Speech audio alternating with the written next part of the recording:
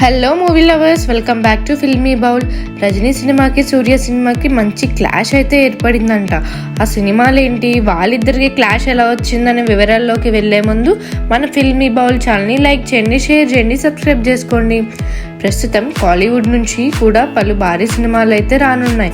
వాటిలో ఆల్రెడీ తలైవర్ రజనీకాంత్ హీరోగా, అమితాబ్, రానా లాంటి స్టార్స్ కలయికలో దర్శకుడు టీజీ జ్ఞానవేల్ తెరకెక్కిస్తున్న అవైటెడ్ సినిమా వెట్టయన్ కూడా ఒకటి.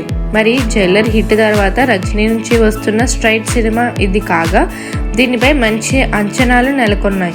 ఇక ఈ సినిమాని మేకర్స్ ఆల్రెడీ అక్టోబర్ రిలీజ్కి ఫిక్స్ చేసిన విషయం తెలిసిందే. అయితే ఈ సినిమా అక్టోబర్ 10వ తేదీన రిలీజ్ అవుతుందని స్ట్రాంగ్ బజ్ ఉంది.